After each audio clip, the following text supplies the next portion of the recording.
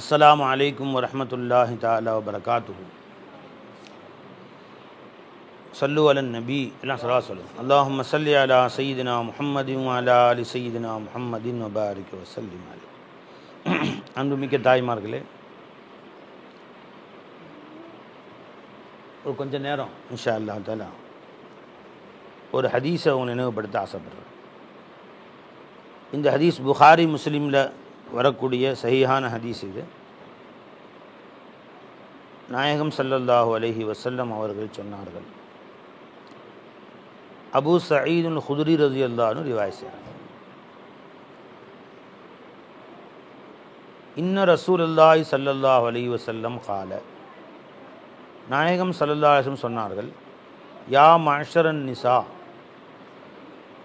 தாய்மார்களே, யா மஅஷரன் நிசா, தாய்மார்களே, தசத்தக்ன, நீங்கள் அதிகமாக தர்மம் செய்யுங்கள். ஃபஇன்னி ரஅய்துகுன்ன அக்ஸர அஹ்லின் நார், தாய்மார்களாகி உங்களை நான் நரகவாதிகளில் அதிகமானவர்களாக இருப்பதை நான் பார்த்தேன் என்று நாயகம் ஸல்லல்லாஹு அலைஹி வஸல்லம் அவர்கள் சொன்னார். ரசூல் ஸல்லல்லாஹு அலைஹி வஸல்லம் அவர்கள் ஒரு முறை, இது ஒரு சில ரிவாயத்துகளில் பெருநாள் அன்று பெண்கள் எல்லாம் ஒரு சபையில் திரண்டிருந்த நேரத்தில் நாயகம் ஸல்லல்லாஹு அலைஹி வஸல்லம் பெண்களிடத்திலே வந்து சொன்னார்கள், நல்லா கவனிக்கணும், தாய்மார்களே, நீங்கள் அதிகமாக தர்மம் செய்யுங்கள். நான் நரகிலே சென்று பார்த்தேன். மேராஜுக்கு போனாங்களே ஸல்லல்லாஹு அலைஹி வஸல்லம், அங்கே அதிகமாக நரகவாதிகள் மிகுதமானவர்களாக உங்களைத்தான் பார்த்தேன் என்று பெருமானார் சொன்னார்கள் ஸல்லல்லாஹு அலைஹி வஸல்லம். ஃபகுல்ன, இங்கே கவனிமா பாப்பா, ஃபகுல்ன, அந்த பெண்கள் கேட்டார்கள், வபிமதாலிக்கு யா ரசூலல்லாஹ், இது என்ன காரணத்தினால் இப்படி யா ரசூலல்லாஹ் என்று கேட்டார்கள். கால, பெருமானார் சொன்னார்கள், துக்குசிர்னல் லஅன வ துக்குஃபிர்னல் அஷீர.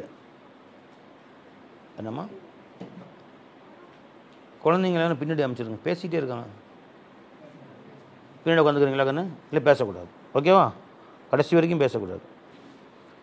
துக்குஃபிர்னல் லஅன, துக்குசிர்னல் லஅன, நீங்கள் அதிகமாக சாபமிடுகிறீர்கள். வ துக்குஃபிர்னல் அஷீர, உங்கள் கணவனுக்கு நன்றி மறந்து நடந்து கொள்கிறீர்கள் என்று பெருமானார் ஸல்லல்லாஹு அலைஹி வஸல்லம் அவர்கள் சொன்னார்கள். சொல்லிட்டு சொன்னாங்க, மார ஐத்து மின் நாகிசாத்தி அக்லின் வ தீனின் அதுஹபுலி லுப்பிர் ரஜுலி அல் ஹாசிமி மின் இஹதா குன்ன யா மஅஷரன் நிசா. தாய்மார்களே, பெண்களே, அறிவிலோ நீங்கள் ஆண்களை விட குறைந்தவர்கள், மார்க்கத்திலும் தீனிலும் ஆண்களை விட குறைந்தவர்கள். ஆனால் ஒரு கூரான அறிவுடைய ஆணின் அறிவையே நீங்கள் மயக்கி விடுகிறீர்கள். இப்படி போன்றவர்கள் உங்களை என்று வேறு யாரையும் நான் பார்க்கவில்லை என்று சொன்னார்கள். இதோடு இந்த ரிவாயத்து முடிஞ்சு. இன்னொரு இடத்துல வேறு சில இடங்களில் வருது, யாரை சொல்ல, எப்படி எங்களை அறிவில் குறைந்தவர்கள் என்று சொன்னீர்கள், மார்க்கத்தில் குறைந்தவர்கள் என்று எப்படி சொன்னீர்கள் என்று கேட்டார். அதுக்கு நாயகம் ஸல்லல்லாஹு அலைஹி வஸல்லம் பதில் சொன்னாங்க, நீங்கள் மாதத்தில் சில நாட்கள் நோன்பு வைக்க முடியாமல், சில நாட்கள் தொழுக முடியாமல் போய்விடுகிறது அல்லவா, இது உங்கள் மார்க்கத்தில் ஏற்பட்ட குறைவு என்றும், அல்லாஹ் ஜல்ல ஷானஹு குர்ஆனில் ஒரு ஆண் சாட்சி சொல்லக்கூடிய இடத்தில் 2 பெண்கள் சாட்சி சொல்ல வேண்டும் என்று கூறுகிறார். அப்போ அல்லாஹ் தஆலா 2 ஆண்கள் சாட்சி சொல்ல வேண்டிய இடங்களில் 4 பெண்கள் சாட்சி சொல்ல வேண்டும் என்று கூறுகிறார். இதிலிருந்து தெரிகிறது, 2 பெண்களுக்கு உடைய அகல் அறிவு ஒரு ஆணுக்கு கொடுக்கப்பட்டிருக்கிறது என்று தெரிகிறது என்றும் நாயகம் ஸல்லல்லாஹு அலைஹி வஸல்லம் சொன்னதாக சில ரிவாயத்துக்களை வருது. அவ் கமா கால ஸல்லல்லாஹு அலைஹி வஸல்லம். இது புகாரி முஸ்லிமுடைய ஹதீஸ். இன்னொரு ரிவாயத்தில் வருது, இதுவும் புகாரி முஸ்லிமுடைய ஹதீஸ். ஆனால் இது அறிவிக்கக்கூடிய ராவி ஹஜ்ரத் இப்னு அப்பாஸ் ரலியல்லாஹு ரிவாயத் செய்கிறாங்க. முதல் சொன்ன ஹதீஸ் அபூ சயீத் குத்ரி ரலியல்லாஹு ரிவாய் செஞ்ச ஹதீஸ். இப்னு அப்பாஸ் ரிவாய் செய்கிறாங்க. இதே ஹதீஸுடைய தொடரில் நாயகம் ஸல்லல்லாஹு அலைஹி வஸல்லம் அவர்கள் சொன்னார்கள், கீல அயக்ஃபுர்ன பில்லாஹி, யா ரசூலுல்லாஹ், நாங்கள் அல்லாஹ்வுக்கு நன்றி மறந்து நடந்து கொள்கிறோமா என்று அந்த பெண்கள் கேட்டார்கள். ரஐத்து நார, நான் நரகை பார்த்தேன். வைதா அக்ஸரு அஹ்லிஹன் நிசாஉ, இதில் அதிகமானவர்கள் பெண்களாக இருந்தார்கள். யக்ஃபுர்ன, நன்றி மறந்து நடந்து கொள்ளக்கூடியவர்கள் என்று பெருமானார் சொன்னார்கள். அப்போ கேட்கப்பட்டது, பெண்கள் கேட்டார்கள், யா ரசூலல்லாஹ், அயக்ஃபுர்ன பில்லாஹி, இவர்கள் என்ன அல்லாஹ்வுக்கு நன்றி மறந்து நடந்து கொள்கிறார்களா என்று கேட்டார்கள். கால பெருமானார் சொன்னாங்க, இல்லை, யக்ஃபுர்னல் அஷீர், தன் கணவனுக்கு நன்றி மறந்து நடந்து கொள்கிறார்கள்.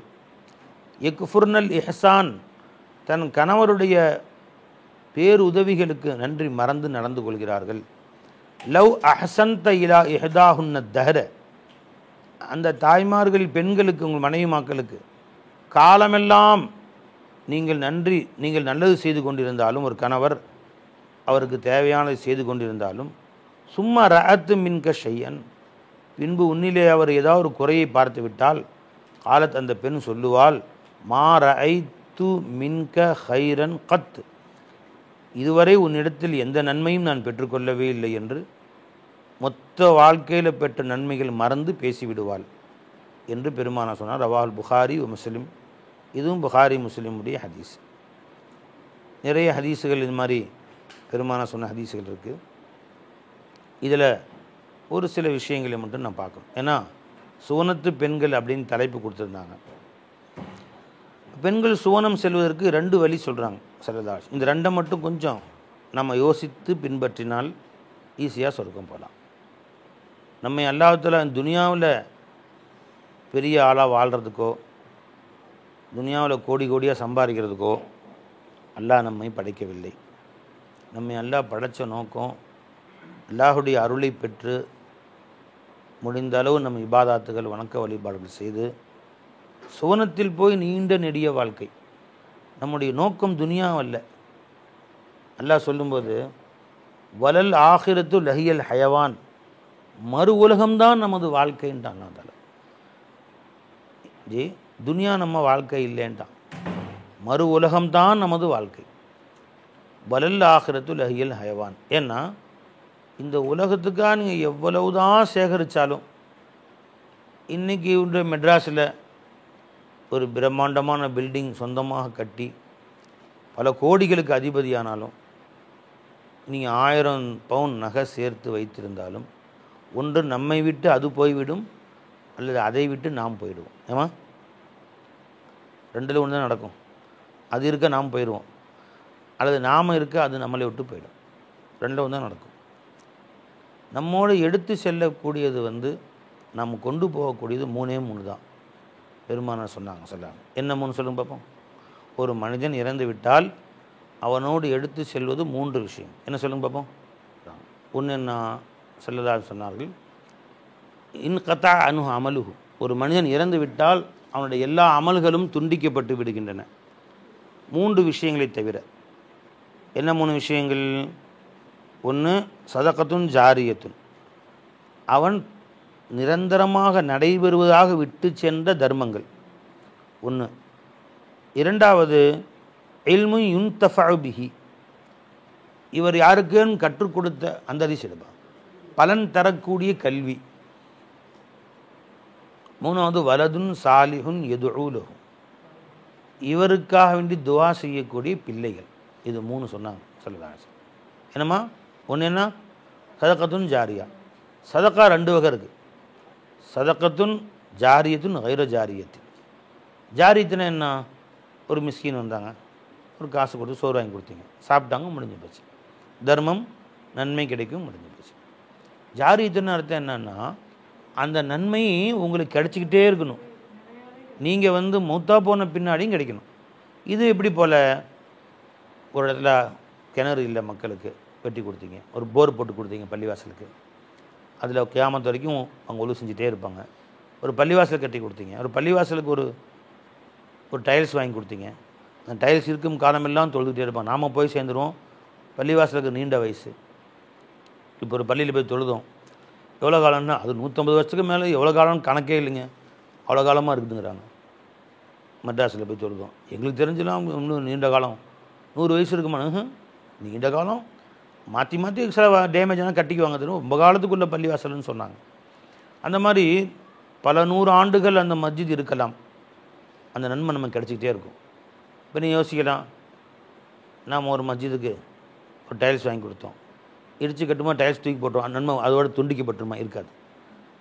அல்லாஹ் ஜல்ல ஷானுத்தாலா அதை கொடுத்துக்கிட்டே இருப்பான். நீங்கள் கொடுத்தது என்ன, கியாமத்து வரைக்கும் அந்த பள்ளிவாசலுக்கு என்னுடைய உதவி இருக்குன்னு கொடுத்தீங்களா இல்லையா? அல்லாஹ் கஞ்சன் இல்லை, நம்மளை மாதிரிலாம் கஞ்சன் இல்லை, அல்ல அந்த நன்மையை கொடுத்துக்கிட்டே இருப்பான் கியாமத்து வரைக்கும். மஸ்ஜிதுக்கு ஒரு ஃபேன் கேட்டாங்க, வாங்கி கொடுத்தீங்க, அந்த ஃபேனு 10 வருஷம் ஒழிச்சு தூக்கி போட்டாங்க, அப்புறம் ஏசி போட்டாங்க, இப்போ நன்மை நின்று போயிருமா? நிற்காது. நம்ம வாங்கி கொடுத்து கியாமத்து வரைக்கும் நடக்கணுண்டு, அது நடந்துக்கிட்டு இருக்கும், கியாமத்து வரைக்கும் நன்மை கிடச்சிக்கிட்டே தான் இருக்கும். அது அல்லாஹ் துண்டிக்க மாட்டான். இது ஒன்று தாம்மா வரும். ரெண்டாவது என்ன வரும், நீங்கள் ஒருவருக்கு கற்றுக் கொடுத்த இல்மு, மார்க்க இல்மு கற்றுக் கொடுத்தீங்க, வெளியே யாருக்கு வேணாம், உங்கள் பிள்ளைய உட்கார வச்சு அலி பைத்தை சொல்லி கொடுத்தீங்க. பிள்ளை நீ என்ன ஓதுறமா, என்ன ஓதுற, எவ்வளோ ஓதிருக்கீங்க? மனப்பாடமாவா? ஆச்சரியமாக இருக்குது. எங்கே ஓதுறது? என்ன படிக்கிறீங்க? 5th முடிச்சு 6th போகிறீங்க மறுப்பா. 5ஆம் கிளாஸ் படிக்கிறதுக்குள்ளாரையே 11 ஜுஸு மனப்பாடம் பண்ணிட்டாங்க. மாஷா அல்லா. இப்போ நீங்கள் தாய்மார்கள் வீட்டிலேயே உட்கார வச்சு அந்த குழந்தைகளுக்கு என்ன ஒழுக்கத்தை கற்றுக் கொடுக்கிறீர்களோ, என்ன இல்மை கற்றுக் கொடுக்கிறீர்களோ, அந்த இல்மு அவர்கள் காலமெல்லாம் பின்பற்றுவாங்க. நாம் கற்றுக் கொடுக்கக்கூடிய கல்வியும் ஒழுக்கமும் காலமெல்லாம் அவர்கள் பின்பற்றுவாங்க இல்லையா? அந்த நன்மை அப்படியே நமக்கு கிடச்சிக்கிட்டு இருக்கும். கல்வியும் ஒழுக்கம், இது ரெண்டில் எது முக்கியம்? கல்வியா ஒழுக்கமா? ஒழுக்கம் விழுப்பம் தரலான் ஒழுக்கம் உயிரினும் ஓம்பப்படும். ஒரு குழந்தைக்கு கல்வி கற்றுத் தருவதும் மேலானது, அதை விட மேலானது ஒழுக்கம். இல்லைங்களா? ஒழுக்கம்னா என்ன? யாரிடத்தில் எப்படி நடந்து கொள்வது, ஒவ்வொருத்தட்டையும் எப்படி பழகிறது, நற்பண்புகள் நல்ல ஒழுக்கங்கள், எப்படி பெரியவங்கள்ட்ட பழகிறது, எப்படி தாய்மார்கள்ட்ட நடந்து கொள்ளக்கூடிய ஒழுக்கம் என்ன, தாய் தந்தைகிட்ட பழகக்கூடிய ஒழுக்கம் என்ன, நம்ம சொல்லி கொடுக்கறது. நாம் வயசான காலத்தில் இந்த பிள்ளைகள் வாலிப பருவம் அடைந்தக்கூடிய காலத்தில் அந்த ஒழுக்கம் அப்படியே திரும்ப ரிட்டன் நமக்கு வரும். என்னம்மா, நாம் என்ன சொல்லி கொடுக்குறோமோ, சொல்லி கொடுப்பது ஒன்று, செயல்படுத்தி காட்டுவது ஒன்று. நீங்கள் விருந்தாளிகள் வர்றாங்க, எப்படி நடந்துக்கிறீங்க, அதை அவங்க கவனிப்பாங்க. விளைஞ்சுங்களா? எங்கள் வீட்டுக்கு விருந்தாளிங்க வந்தாங்கன்னா நான் எப்படி கூப்பிடுவேன்? இப்போ நீங்களாம் வந்தீங்கன்னு வச்சுங்களேன், வாங்க ஜமானே, உட்காருங்க ஜமானே அப்படின்னு கூப்பிடுவேன். அதை பார்த்துட்டு என் பேர பையன் 2.5 வயசு பேர பையன், 2-3 வயசு பேர பிள்ளைங்க பார்த்துட்டே இருந்துட்டு, அவங்க வீட்டில் போய் ஒரு பெரிய எஜமா வந்தாங்களா, அவங்க சாப்பாடு சாப்பிட்டு எஜமா போயிட்டாங்கன்னு. யாரப்பா சொல்கிறாருன்னு கேட்டால், நான் எஜமானு சொல்கிறேன்னா கண்ணியமான, அவரும் எல்லாத்தையும் எஜமானு கூப்பிட ஆரம்பிச்சிட்டார். அந்த மாதிரி நம்ம தாய் தந்தையுடைய, அதாவது புக்ஸ் ரீடிங் இல்லை, தாய் தந்தை தான் புக்கு. இப்போ இந்த குழந்தைங்களுக்கு புக்கு எது? வாப்பா அம்மா தான். தாயும் தந்தையும் தான் இப்போ அவங்களுக்கு புக்கே. அவங்க புக்கை படித்து ஒழுக்கம் கற்றுக்கிறது இல்லை எந்த குழந்தைங்களும். அந்த பொறுமையாக இருப்பது எப்படி அப்படின்னு நீங்கள் ஒரு கட்டுரை எழுதி கொடுத்து, ஏம்மா உங்கள் பிள்ளைங்களை படித்து மரியாதையாக பொறுமையாக இருக்கணும் நீங்கள் அப்படின்லாம் சொல்ல முடியாது. தெரிஞ்சுங்களா? ஒரு புக்கு கட்டுரை எழுதியிருக்கேன், பொறுமையை பற்றி நிறைய ஆயாத்துகள் ஹதீஸுகள்லாம் எழுதியிருக்கிறேன். இதெல்லாம் நீங்கள் படித்து, பாப்பா பேர் என்ன? ஹப்சாமா, வயசு 11னா 10. ஹப்சா, நீ பொறுமையாக நடந்துக்கணும், பொறுமையை பற்றி இப்போ நீண்ட புக்கு வேறு இத்தனை ஆயத்து ஹதீஸ்லாம் போட்டிருக்கேன், படித்து நீ பொறுமையாக எனக்கு தெரியா அப்படிலாம் சொல்ல முடியாது. அது அம்மாவை தான் பார்க்கும், அத்தாவை தான் பார்க்கும், இவங்க எப்படி வாழ்கிறார்கள். அப்போ இந்த குழந்தைகளுக்கு நாம் எழுத்து மூலமாகவோ பயான் மூலமாகவோ கற்றுக் கொடுப்பதல்ல, நமது வாழ்க்கை மூலமாக கற்றுக் கொடுக்கணும். நீங்கள் எப்படி மற்றவங்கள்ட்ட நடந்துக்கிறீங்க, நீங்கள் எப்படி உங்கள் அம்மாட்ட நடந்துக்கிறீங்க, அதை அந்த குழந்தைங்க பார்க்குது. அப்படி தான் நம்ம அம்மாட்ட நடந்துக்கணும். நீங்கள் எப்படி உங்கள் அப்பாட்ட நடந்துக்கிறீங்க, ஒவ்வொரு தாயும் தந்தையும் தன் தாயிடத்தில் எப்படி நடந்துக்கிறீங்க.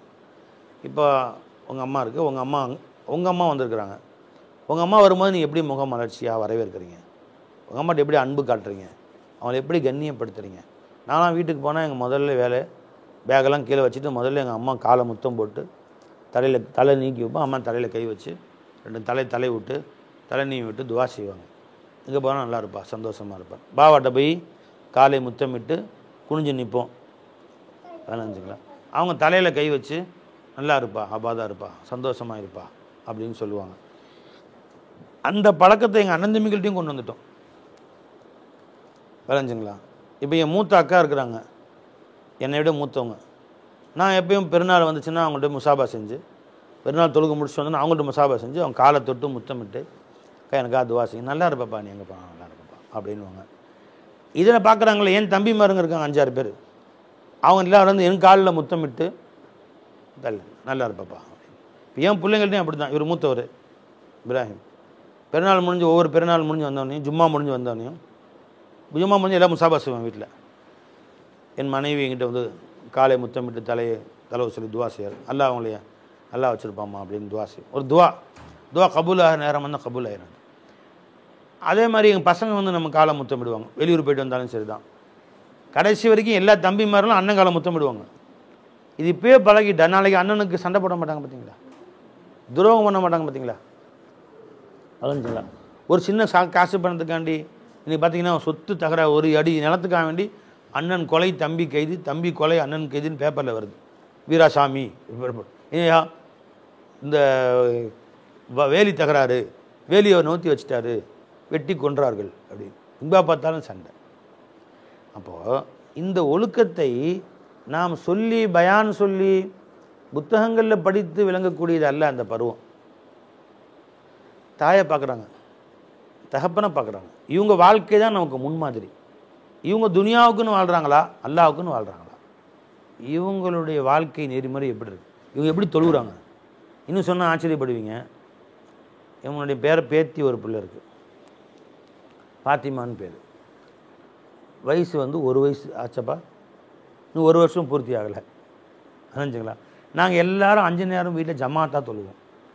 பெண்களையும் பின்னாடி நிற்க வச்சாங்க, என் பசங்களாம் முன்னாடி நிற்பாங்க, நான் தொழுவ வைப்பேன். தொழுவோம் ஜமாத்தா. அதுவும் எல்லா விளையாட்டு ஜாமானத்தையும் உட்கார வச்சு விளையாண்டுருமா நாங்கள் தொழுகிறோம். எல்லாத்தையும் தூக்கி போட்டு என் முசல்லில் வந்து நின்றுக்காது லோக் பட் ஏதோ வாயில் வரது சொல்லிவிட்டு அப்படியே ருக்குக்கு போகிறது, அப்படியே சைதாவில் போய் நீண்டி படுத்துறது. என்ன செய்கிறோமோ அப்படியே டிட்டோ, என்ன நம்ம செய்கிறோமோ அதே மாதிரி. 1 வயசு கூட ஆகலை, அதை வீடியோ பிடிச்சி வச்சுருக்கிறேன் அந்த குழந்தை தொழுகிறத பார்த்து. பசங்கள்லாம் அல்லாஹ்வின் கிருபையில் அல்ஹம் சொல்ல மனப்பான 2 வயசு 3 வயசு பையன் ஹுசைன் இருக்கார், 3 வயசு பையன் மனப்பானம் பண்ணி கொடுத்தாச்சு. அல்ஹம் சுர ஓதி முறைப்படி தொழுகிறார். அல்லாஹ் அக்பர் அல்ஹம் சுர ஓதுவார், ருக்கு போவார், சுபான் அல்லா சுபான் அல்லா சமி அல்லா அலிமன் கற்றுக் கொடுத்தாச்சு. அழகா 3 வயசு பையன் முறைப்படி பெரியவங்க தொழுகிறமே தொழுகிறார். அல்ஹம் சுரா மட்டும் ஓதுவார், சுபான் அல்லா ஓதுவார். அத்தையா தெரியாது, இன்னும் அத்தையது பழகிட்டாரா, அத்தையது பழகிட்டார். 3 வயசு குல்வலா சூரா எக்ஸ்ட்ரா வராராம். பார்த்தீங்களா, எதுக்கு சொல்ல வரேம்மா, இது வந்து நம்ம உட்காந்து பாடம் நடத்தலை. நாம் அல்ஹம்துலில்லாஹி ரப்பில் ஆலமீன் ஓதுறோம் இல்லையா, அது அவங்க பார்க்குறாங்களே. அதையே டெய்லி காலையில் ஒரு நாளைக்கு 5 வாட்டி கேட்டால், அப்படியே மாதம் ஒரு வருஷமெல்லாம் கேட்டால் மனப்படம் ஆயிடுது. ஆனால் அவங்களுக்கு இப்போ நம்ம வீடுகளில் பிள்ளைங்க இங்கே ஒரு விளையாடுவாங்க, 4-5 பிள்ளைங்க சேர்ந்து விளையாடுவாங்க. பார்த்தீங்களா, 4-5 பிள்ளைங்க சேர்ந்து ஏதோ டாக்டர் மாதிரி ஏம்மா ஏதாவது ஒரு பிள்ளைங்க அம்மா மாதிரி சோறாக்கி விளையாடுவாங்க. எங்கள் பிள்ளைங்க விளையாடுவாங்க. ஒருத்தர் நான் தான் இமாம் சாப்பிடா குச்சி தூக்குவான், ஏதாவது கீழே அதுக்கு ஸ்டூலை போட்டு ஏறி நின்றுக்குவான். அல்ஹம்துலில்லாஹ் எல்லாரும் தொழுக வேண்டும் குதுவாக வரான் பயான். பார்த்தீங்களா ஓதுறாரு. பார்த்தீங்களா, அப்படியே வந்து நீண்ட குதுபா ஓதிட்டு அவர் தொழு வைக்கிறான் முன்னாடி நின்றுக்கிட்டு, ஃபேன்ட்டே இருக்காது, அப்படி பண்ணிட்டு தொழு வைப்பார். அவர் 4 வயசு பையன் பின்னாடி 4 பேர் நிற்க வச்சுக்குவாங்க. எதுக்கு சொல்ல வர்றோமா, எப்படி இந்த பழக்கம் நாம் என்ன செய்கிறோமோ அதுதான். இப்போ அறிவுரை சொல்லி இப்படி தான் நீ வாழ வேண்டும் என்று சொல்லி விளங்குவதை விட அவர்கள் பார்த்து விளங்குறது தான். அதனால தான் நாம் வந்து வாழ்க்கையில் விட்டு கொடுத்து போகணும்னு சொல்கிறது. கணவன் மனைவி தங்களுக்குள்ள ஒரு பிரச்சனை இருக்குதுன்னு வச்சுங்களேன், ஏதோ ஒரு வருத்தம் இருக்குது, பிள்ளைங்க மட்டும் வெளிப்படுத்தக்கூடாதான். உங்களுக்கும் சொல்கிறேன் கேட்டுங்க. ஏதோ ஒரு கோவம் இருக்குது, உதாரணமாக சோத்தில் உப்பு கம்மியாக போட்டாங்க, அறிவு இருக்காடி உனக்கு, இன்னொரு சோறாக்கி வச்சுருக்கிற பேசக்கூடாது. என்ன செய்யணும், எல்லாத்துக்கு முன்னாடி சந்தோஷமாக சாப்பிட்டுக்கணும். சாப்பிட்ட பிள்ளைங்க என்ன வந்துட்டாங்க, நீ ரூமுக்குள்ளே போனீங்க, ஏன் இது மாதிரி செஞ்ச, நீ அன்றைக்கி செஞ்சது மனசு ரொம்ப கஷ்டமாக இருந்துச்சு எனக்கு, அதில் ஏதாவது ஒரு விஷயம் நடக்குது, அதை வந்து அவங்களுக்கு முன்னாடி கணவன் மனைவி நம்ம 2 பேரும் நீங்கள் சண்டை போட்டீங்க, ஓகே அற விட்டீங்க பொஞ்சாதிய அப்படின்னா, ஓ இப்படி தான் அரையணும் போல தெரிஞ்ச பையன். நீங்கள் உங்கள் பையன் சின்ன வயசுன்னு நினைக்கிறீங்க, 3 வயசு பையன் நினைக்கிறீங்க, ஆனால் 3 வயசு கல்வி ஏற்றுக்கும். ஓ தப்பு செஞ்சால் ஓகே அற ஒன்றும் போல தெரியுது, எட்டி உதைக்கணும் போல தெரியுது, ஒரு தப்பு செஞ்சால் யாரும் தப்பு செஞ்சால் குத்தணும், மூஞ்சியில் குத்தணும் போல தெரியுது, அப்படியே அந்த பையன் அத்தாட்டிருந்து கற்றுக்குவான். கோவம் வந்து அடக்கி வச்சு ரூமில் போய் குத்தலாம். பை குத்தணும்னு சொல்ல வரல பை, அதுக்கு நீங்கள் ஒரு ரூமில் குத்தலாமா அது அப்படி கேட்காதீங்க. நான் சொல்கிற உதாரணம் சொல்கிறேன் கேட்டுங்க. என்னான்னு அப்படியே நமக்கு எதுவும் நம்ம மனைவி வீட்டை ஆட்சேபனை செய்ய வேண்டி, இவங்க மனைவி வீட்டை ஏதாவது சொல்ல கோவிச்சிக்க வேண்டிய சூழ்நிலை ஏற்பட்டால், பிள்ளைகள்லாம் படுத்துட்டாங்க தூங்கிட்டாங்க, தனியாக ஒரு ரூம் போய் இது மாதிரி செய்யலாமா? ஏன்னா அந்த 3 வயசு மனசில் நீங்கள் செய்கிற அப்படியே பதிஞ்சிடும், விருப்பும் வெறுப்பும் பதிஞ்சிருமா. 20 வருஷம் கழிச்சு மனப்பு போடுவான், 20 வருஷம் ஆயிரும். அவன் சின்ன வயசு சாப்பிட்ட சாப்பாடு டூர் போனா மறந்துடுவான். அத்தா ஒருத்தர் அம்மா மூஞ்சியில் குத்துனாங்களே, அம்மா மூக்கில் ரத்தம் வந்துச்சேன்னு அது மனசில் உட்காந்துருக்கும். 5 வயசில் பார்த்துருப்பான், அது மனசில் 20 வயசுலேயும் உட்காந்துருக்கும். சின்ன குழந்தை அப்படியே, ஏன்னா அந்த மனசில் எதுவுமே இல்லையா, எக்ஸ்ரே பதிஞ்ச மாதிரி பதிஞ்சிடும், கல்பில் மாற்றவே முடியாது. அந்த காட்சி பதிஞ்சிடும், அப்படியே என்ன நடக்குது வீட்டில் அந்த காட்சி பதிஞ்சிடும். இப்போவே டிசைட் பண்ண ஆரம்பிச்சிருவானுங்க, அவங்களே பண்ணுவானு. அத்தா பண்ணது இது, அம்மா பண்ணது இது, அப்போ அத்தா மேலே தப்பு, அம்மா பண்ணது அத்தா பண்ண அம்மா மேலே தப்பு, அப்படியே அந்த வெறுப்புடைய விதைகள் கல்பில் விழுந்துடும். அம்மா மேலேயோ யார் அவன் கல்பில் யார் வந்து பண்ணுறது ஓவராக தெரியுது அப்படின்னு அந்த மனசே முடிவு பண்ணும். சின்ன பிள்ளைங்களுக்கே முடிவு பண்ணும். புரிஞ்சுங்களா? அது பிஞ்சு உள்ளம் இல்லவா, பிஞ்சு உள்ளம், அது முடிவு பண்ணும். புரிஞ்சுங்களா? சின்ன குழந்தைங்க ஒரு கோழிக்கு அநியாயம் நடந்தால் அழுக ஆரம்பிச்சிடுவான். ஒரு பூனை செத்து போச்சு, வளர்த்த பூனை, அந்த பையன் 2 நாள் சோறு திங்கலை. யார் வீட்டில்? நம்ம கீழ்மலை வீட்டில் ஒரு சின்ன பூனை, குட்டி பூனை வச்சு 2 நாள் அனுப்ப தண்ணி பால் ஊற்றிருக்காங்க. ரோட்டில் போனால் யாரும் அடித்து பைக்கில் அடிச்சுட்டு செத்து போச்சு. என் பூனை செத்து போச்சு அப்படின்னு அழுகுறான். 2 நாள் சோறு திங்கலை. பூனை தாம வேறு பூனை வாங்கிக்கலாம், நல்ல பூனை, நான் கூப்பிட்டா வரும், வரதான் செய்யும், போயிடுச்சு. அது பாருங்க, அவனை தாங்க முடியல பாருங்க. அதனால அந்த காட்சிகள் வந்து மனசில் பதிஞ்சிடும் அந்த பிள்ளைகள். அதனால ஒழுக்கத்தை வந்து சொல்லி தெரியுது. சில பேர் வந்து அஜரத் காலங்காத்தால் மூதேவி மாதிரி என் பையன் படுத்துங்கிறான், ஃபஜ்ர் தொழுவுக்கு போக மாட்டான், 9 மணிக்கு எந்திரிக்கிறான், 8 மணிக்கு எந்திரிக்கிறான். கொஞ்சம் நசியை செய்யுங்க சார். நீங்கள் எத்தனை மணிக்கு எந்திரிப்பீங்க? அந்த நேரத்தில் வேலைக்கு போய்ட்டு 12 மணி ஆயிருந்துங்களா? நான் 8 மணி, இவர் 8 மணிக்கு எந்திரிக்க வரான், அந்த பையன் 5 மணிக்கு தாஜ்ஜத் தொழுதுட்டு ஃபஜ்ர் தொழுதுட்டு உட்காந்து கோவம் வரணுமா? நடக்கவே நடக்காது. அல்லாஹ்வுடைய கிருபையில் சொல்கிறேன். இன்னைக்கு காலையில் மூளை வந்து கேட்டாங்க, ஃபஜ்ர் தொழுக்கு படுக்கலாமில்லைன்னு கேட்டாங்க. என் ஆதத்தே கிடையாது எங்கள் வீட்டில். வருஷமெல்லாம் நீங்கள் படுக்க சொன்னால் தூக்கம் வராது, ஏன்னா அப்படி பழகவே இல்லை. எங்கள் பாபா மடி எங்களுக்கு பழக்கலை. 4 மணிக்கு எந்திரிப்போம், குடும்பமே தாஜ்ஜத் தொழுவோம், குர்ஆன் ஏதாவது தஸ்பீ ஓதுவோம், ஃபஜ்ர் பாங் சொன்னால் முதல்ல தொழுதுட்டு நான் 5-6 மணிக்கு கிளம்பி நடந்து போகிறேன். ஒரு 1.5 கிலோமீட்டர் மதரசா நடந்து போகிறோம். டயர்டாக இருந்தால் காரில் போயிடுறது, நடந்து போகணும். போனால் தொடர்ந்து பாடங்கள். லுஹர் தொழுது கொஞ்சம் ரெஸ்ட் கிடைக்கும், 1 மணி நேரம் படுப்போம், திரும்ப பாடம் அசர் வரைக்கும். அசர் டு மகரிப் வளாத்துவோம் மாடியில், அது தெருவில். மகரிபில் உட்காந்தா மணி 10:30 மணி. விளைஞ்சுங்களா?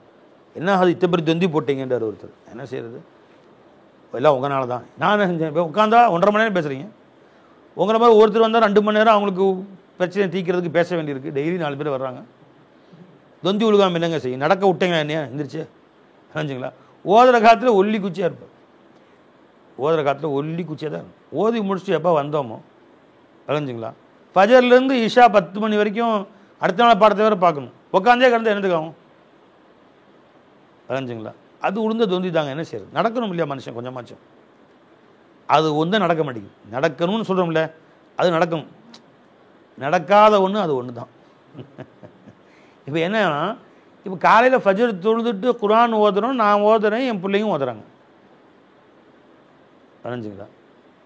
என் பிள்ளைகளை யாரும் பள்ளிக்கூடத்துக்கே அனுப்பலம்மா, பாப்பா ஸ்கூலுக்கே அனுப்பலை. யாரும் எல்கேஜி யூகேஜி படிக்கல, பள்ளிக்கூடமே போகல. இவரும் இருக்காரு. ஹாஃபிஸ் ஆகிட்டார், ஆலிம் ஆகிட்டார். விளைஞ்சுங்களா? பள்ளிக்கூட வாசனையே தெரியுது, எல்கேஜி யூகேஜியும் போல். ஆனால் இன்றைக்கி இங்கிலீஷ் படிப்பாங்க, 10th படித்து +2 படிக்கிறவங்களும் அழகாக படிப்பாங்க. நானே படித்து கொடுத்தேன். ஸ்கூல் சர்டிஃபிகேட்லாம் எதுவும் கிடையாது. அரபி படிப்பாங்க, உருது படிப்பாங்க, அல்லாஹ் ஃபஸ்ல கொண்டு தமிழ் நல்லா படிப்பாங்க. இதெல்லாம் 4 பாஷை படிப்பாங்க அவங்களுக்கு. ஆனால் பள்ளிக்கூடமே அனுப்ப, எந்த பிள்ளைங்களும் அனுப்பல. ஆண் குழந்தைங்களையும் அனுப்பலை, பெண் குழந்தைங்களும் அனுப்பலை. ஏன் அனுப்பலைன்னு தெரியுமா? காரணம் தெரியுமா? பள்ளிக்கூடம் போகிறான் ஒரு 5 வயசு பையன். நாம் நம்முடைய சுகபத்தில் இருக்கிற நேரம் ரொம்ப கம்மி. ஏம்மா ஒரு 5-6 வயசு பையன் இப்போ உமர் இருக்கிறாரு, ஸ்கூல் சேர்த்துட்டிங்களா? என்ன வயசு இருக்கும் அவருக்கு? இப்போ 5 வயசு 6 வயசில் பள்ளிக்கூடம் சேர்க்குறீங்கன்னு வச்சுங்க. பள்ளிக்கூடத்தில் காலையில் எந்திரிச்சு தூங்கி எந்திரிச்சு 1 மணி நேரம் அப்பா அம்மா கூட இருக்கிறாரு. வேன் வருது, ஸ்கூலுக்கு அனுப்பிச்சிடுறீங்க. காலையிலேருந்து சாயந்தரம் வரைக்கும் ஸ்கூலில் இருக்கிறாரு. திரும்ப வீட்டுக்கு வர்றாரு, 1 மணி நேரம் இங்கே சாப்பாடு கொள்ள, திரும்ப தூங்கிடுறாரு. அப்போ ஒரு நாளைக்கு 1 மணி நேரமோ 2 மணி நேரமோ தான் அம்மா அத்தோட பழகிற நேரம். தூங்க நேரம்லாம் விட்டுருங்க, பழகிற நேரம் எவ்வளோ நேரங்க? 2 மணி நேரம்னா இவர்கள் மற்றவர்களோடு பழகிற நேரம் 8 மணி நேரம். பள்ளிக்கூடத்தில் கூட இருக்கிறலாம் உத்தமர்களா? நல்ல வார்த்தை பேசக்கூடியங்களா? எத்தனை கெட்ட வார்த்தை இருக்கோ ஒதுக்கிட்ட பழங்கலாம். ஸ்கூலில் கற்றுக்கிட்டு வந்து ஒழுக்கத்தை கற்பிக்கக்கூடிய பள்ளிக்கூடமாக இன்றைக்கி இல்லை. என் கண்ணுக்கு தெரிஞ்சு உங்கள் ஊரில் தான் நீங்கள் சேர்த்து விடுங்கப்பா. ஏன்னம்மா எப்படி ஆயிடுச்சு? ஒழுங்கீனத்தை கற்கக்கூடிய பள்ளிக்கூடமாக ஆயிடுச்சு. நீங்கள் யாராவது கேள்விப்பட்டிருங்களா? பையன் 8ஆம் கிளாஸ் படிக்கும்போது ரொம்ப ஒழுங்கீனமாக இருந்தார், 10th படிக்கும்போது ரொம்ப அழகாக ரொம்ப ஒழுக்கமான பிள்ளை ஆகிட்டார், +2 படித்தாரா மாணிக்கம் ஆகிட்டார், காலேஜுக்கு போயிட்டு வந்து ஐயோ அப்பா அவரை மாதிரி ஒரு தங்கமாக ஆகிட்டார். இந்த பள்ளிக்கூடம் சிறந்த ஒழுக்கவாதியாக என் பையனை ஆக்கிடுச்சுன்னு கேள்விப்பட்டீங்க? யாராவது சொன்னாங்களா?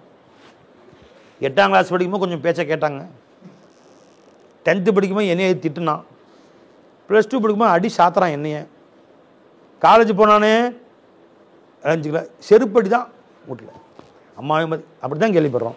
யாராவது அப்படி கேள்விப்பட்டீங்களா? ஏமா 8th படிக்கும்போது கொஞ்சம் ஒழுக்கம் கம்மியாக இருந்தார், பள்ளிக்கூடம் ஏற ஏற மிகச்சிறந்த ஒரு ஒழுக்கவாசியாக ஆகிட்டார். யார் கேள்விப்பட்டீங்களாம்மா நீங்கள்? அப்போ இன்றைய பள்ளிக்கூடங்கள் ஒழுக்கத்தை சிதைக்கக்கூடியதாக இருக்குது. ஒழுக்கம் கற்பிக்கப்படுவதில்லை. விளைஞ்சுங்களா? ஒழுங்கீனத்தை கற்பிக்கும் இல்லமாயிருச்சு. அதுக்கு பின்ன வீட்டில் இருக்க ஒழுக்கத்தை கற்பித்து கொடுக்குறோம் காலை மாலை, தாயும் தந்தையும் சேர்த்து. அங்கே போய் ஒழுங்கீனத்தை கற்று வர்றான். அதனால் வேணவே வேணாம், என் பையனுக்கு நீ பள்ளிக்கூட கல்வியே வேணாம், ஒழுக்கம் இருந்தால் போதும், அல்லா என்னை வாழ வச்சுருவான், என் பிள்ளைங்களை சிறந்த வாழ்க்கையை வாழ வச்சுருவான் என்று ஒரு ஹீரத்து, ஒரு ரோஷம். என்னை தவிர அத்தனை பேரும் சுற்றி இருந்து அத்தனை பேரும் உன் பையனுடைய வாழ்க்கையை வீணாக்குறீங்க. பெரிய பெரிய ப்ரொஃபஸர்ஸ்லாம் என் குடும்பத்தாரும் பொண்ணை வேணால் அனுப்பாட்டி பையனை கூட எல்கேஜி யூகேஜி படிக்காமல் பையனுடைய வாழ்க்கையை வீணாக்குறீங்கன்றாங்க. தேவையில்லை, என் பையனை எப்படி வாழ வைக்கணும் அல்ல என்னை காட்டுவான். இப்போ அவர் BA அரபிக் எழுதிட்டு இருக்கிறார். போன வாரம் தான் BA அரபிக் மெட்ராஸ் யூனிவர்சிட்டி அப்சல் உலமா எழுதிட்டு வந்தார். நேரடியாக அட்மிஷன், எல்கேஜி யூகேஜி கூட தேவையில்லைங்க, நேரடியாக BA அட்மிஷன் படிக்கலாம். BA பரிச்சை எழுதிட்டு வந்துருக்குறாங்க, நல்ல மார்க் எடுக்கிறாங்க. என்ன குறைஞ்சி போச்சு? எக்ஸாமினேஷன் மட்டும் போய் உட்காந்து எக்ஸாமினேஷன் சென்டருக்கு போவாங்க, யார்ட்டையும் பேச்சுவார்த்தையில் எழுதுவாங்க, வீட்டுக்கு வந்துடுவாங்க. இன்றைக்கி பெரிய பெரிய ப்ரொஃபஸர் நீங்கள் தாங்க அறிவாளிங்கிறாங்க. நாங்கள் பிள்ளைங்களை படிப்புன்னு நினச்சோம் இது. ஆனால் ஒழுக்கம் என்பது நீங்கள் தான் கற்றுக்கு. எந்த பள்ளிக்கூடத்தில் உன் தந்தையிடம் நடந்து கொள்ளக்கூடிய நல் ஒழுக்க முறைகள் சொல்லிக் கொடுக்குறாங்களா? இல்லை. உன் தாயிடம் நடந்து கொள்ளக்கூடிய நல்ல ஒழுக்கங்கள் சொல்லித் தர்றாங்களா? இல்லை. ஒரு பெண்ணுக்கு கணவரிடம் நடந்து கொள்ளக்கூடிய நல்ல ஒழுக்கங்கள் சொல்லித் தர்றாங்களா? மார்க்கம் சொல்லுது, ஒரு துக்குஃபிர்னல் அஷீர். ஒரு மனைவியிடம் நடந்து கொள்ள நல்ல ஒழுக்கங்கள் கணவனுக்கு சொல்லித் தர்றாங்களா? இல்லவே இல்லை. பெருமானார் சொல்கிறாங்க, வாழ்நாளெல்லாம் உனக்கு நன்மை செய்வான் ஒரு கணவன், நீ கேட்டதை ஒரு நாளைக்கு வாங்கி கொடுத்துருக்க மாட்டான், ஒரு சேலை கேட்டு வாங்கி கொடுத்துருக்க மாட்டான், உன்னை கட்டி என்ன பிரயோஜனம்? அப்போவே என்னை மாயவரத்தில் கேட்டாங்க, எங்கள் அத்தாவை உங்களை கட்டி வச்சாங்க பாருங்கள். எனவே அப்போவே மதுரையில் கேட்டாங்க, நினச்சிங்களா? எல்லாம் எங்கள் அத்தா பண்ண வேலை, உன் தலையில் கட்டி வச்சிட்டாங்க தூ அப்படி. ரசூலா சொல்கிறாங்க, நான் சொல்லமா, ரசூல் சொல்லான்னு சொல்கிறேன். மாற ஐத்து ஃபீக்க ஹைரன் கத்து. ஒரு காலம் ஒரு சின்ன சுகம் கூட உன்னிடத்தில் பெற்றுக்கொள்ளவே இல்லை. மாற ஐத்து ஃபீக்க ஹைரன் கத்து என்று ஒரே வார்த்தையில் சொல்லிவிடுவாள். இறைவனுக்கு யார சொல்லா நரகம் செல்லுவார்னு சொன்னீங்களே, அவள் என்ன இறைவனுக்கு நன்றி மறக்கிறாளா? இறைவனுக்கு நன்றி மறக்கவில்லை, தன் கணவனுக்கு நன்றி மறக்கிறாள். எனவே தான் அல்லாஹ் அவளை தண்டிக்கிறான் என்று சொன்னார். விளஞ்சா இல்லைங்களா போய் நேராக கவனிங்க. ஒரு பெண்மணி கணவரிடத்திலே முழு திருப்தியை பெற்றவளாக வாழ்கிறாள். ஆனால் மார்க்க அனுஷ்டானங்களில் சற்று குறைவு இருக்கிறது. கண்ணு நவருமா, கண்ணு உட்காருங்க, நவந்துக்குங்க. ஒரு பெண்மணி நல்லா கவனிக்கணுமா, கணவரிடத்தில் முழு திருப்தியை பெற்றவளாக வாழ்கிறாள். கணவருடைய அன்பை பெற்று மவத்தத்தம் வரஹமா அல்லாஹ் சொல்கிறான், அன்பையும் இரக்கத்தையும் உங்களுக்கு மத்தியில் நான் உண்டாக்கினேன். விட்டு கொடுத்து போகிறதாங்க வாழ்க்கை. ஒருவரும் அடுத்தவருடைய குறையை பார்த்து வாழ்ந்தால் அந்த வாழ்க்கையே வீடே நிம்மதி இல்லாதமாயிடும், நரகமாக போயிடும். புரிஞ்சுங்களா? குறை இல்லாமல் யார் இருக்க முடியுமா? முடியாது. அல்லாஹ் சொல்கிறான் குர்ஆன்ல, அசா அன் தக்ரஹு ஷைஅன் ஃபஹுவ கைருல் லக்கும் வ அசா அன் துஹிப்பு ஷைஅன் ஃபஹுவ ஷர்ருல் லக்கும். ஆயிடுச்சுனப்பா, நீங்கள் ஒரு வஸ்துவை விரும்புவீர்கள், ரொம்ப விரும்புவீங்க, அதில் உங்களுக்கு கெடுதி இருக்கும். ஒரு வஸ்துவை ரொம்ப வெறுப்பீர்கள், அதில் உங்களுக்கு எவ்வளோ நன்மைகள் இருக்கும். அல்லாஹ் சொல்கிறான் குர்ஆன்ல. இப்போ என்ன இந்த கணவர் இப்படி இருக்கிறாரே, சரியில்லையே அப்படின்னு சொல்லி ஒரு மனைவி நினைப்பார். ஆனால் 4 பேர்கிட்ட வெளியே போய் பார்த்தா தான் தெரியும். டெய்லி குடிச்சிட்டு வர்றான், போட்டு உதன்னு உதைக்கிறான் ஹசரத், தாங்க முடியல. ஒரு கணவர் ரெண்டு சொல்கிறார் வந்து, ஹசரத் மனைவி இப்படிலாம் செய்கிறாங்க அப்படின்னு. சந்தோஷம் சுக்குர் செய்யுங்க, அல்லாவுக்கு சுக்குர் செய்யுங்க. ஏங்க 3 பிள்ளைய 4 பிள்ளைய பற்றி வேலூரில் பேப்பரில் போட்டிருக்கான், எடுத்து காட்டு விளைஞ்சிக்கலாம். வேறு யார் கூட ஓடி போயிட்டான். அல்லாஹ்வுத்தாலா அந்த மாதிரி தவறுகளை விட்டு உன் மனைவியை பாதுகாத்து பத்தினியாக வாழ்ந்தால விளைஞ்சுவேன். அப்போ ஒவ்வொரு வீட்டில் ஒரு பிரச்சனை தான் செய்யும். ஒரு வீட்டில் மனைவி பிள்ளைங்க நல்லா கவனிச்சுக்குவாங்க, சமையல் செய்ய தெரியாது, இந்த சமையல் தானா வாழ்நாள்லாம், அதே புளி ரசம் தானா, அப்படி தான் வாழணும். சில வீடுகளில் வகை வகையாக செய்வாங்க, பிள்ளைகளை சரியாக கவனிச்சிக்க மாட்டாங்க. விளைஞ்சுங்களா? சில வீடுகளில் பிள்ளைகள் நல்லா கவனிச்சுக்குவாங்க, சமையல் செய்வாங்க, காசை ஊதாத்திரமாக செலவு பண்ணுவாங்க, நினச்சதெல்லாம் வாங்கி குமிச்சிடுவாங்க. 10,000 ரூபா புருஷன் சம்பாதிக்கிறோன்னா 12,000 செலவு வைப்பாங்க. என்ன பை? அப்போ அந்த மனைவியில் சில பிரச்சனை இருக்கலாம் என்று இல்லை. உலகத்தில் 100 மனைவி தான், 100 மனைவிலையும் பிரச்சனை இருக்கும். இவங்களுள்ள பிரச்சனை அவங்களுக்கு இல்லை, இருக்கும். அதை கணவன் பொருந்தி வாழணும். அதே மாதிரி 100 கணவன் இருந்தால் 100 கணவன்லையும் பிரச்சனை இருக்கும். ஒரு கணவன்கிட்ட ஒரு பிரச்சனை இருக்கும், விளைஞ்சுங்களா? சம்பாதிச்சு நல்லா கவனிச்சுக்குவார், தொழுவ மாட்டார், எப்படி செய்கிறது? நரகத்தான் போகணும். ஒரு கணவன் தொழுகையாளியாக இருப்பார், அதெல்லாம் மார்க்க விஷயம் நடந்துக்கிறாருங்க, ஆனால் வீட்டை கவனிச்சிக்க மாட்டாரு, சரியாக சாமான் வாங்கி கொடுக்க மாட்டாரு. அப்படி ஒரு கணவன் அதெல்லாம் சிறப்பாக இருப்பாங்க, அதெல்லாம் சந்தோஷமாக இருப்பார். கடைசியில் பார்த்தா வேறு பொம்பளை பேசிகிட்டு இருக்கிறாருன்னு சொல்லுவாங்க. இதுதான் செய்யுங்களா? எல்லாத்தையும் பார்த்து தான் சொல்கிறேன். உங்களுக்கு பிரச்சனை இல்லாமல் 100க்கு 100 தங்கம்னு யாரும் இருக்க முடியாது. அப்படி இருந்தால் ஒரே ஒருத்தர் இருக்கலாம். யார்? கரெக்டாக சொல்லுப்பார் புள்ள, 10 வயசு, பிரச்சனையே இல்லை. ஏமா மகன்ச்சிங்களா? பிரச்சனையே இல்லை, 100க்கு 100 டெஃபினட் அவர்களும் புடம் போட்ட தங்கம் என்று துனியாவில் இருந்தால் யாரை சொல்லலாம்? முஹம்மது ரசூலுல்லாஹி ஸல்லல்லாஹு அலைஹி வஸல்லம்.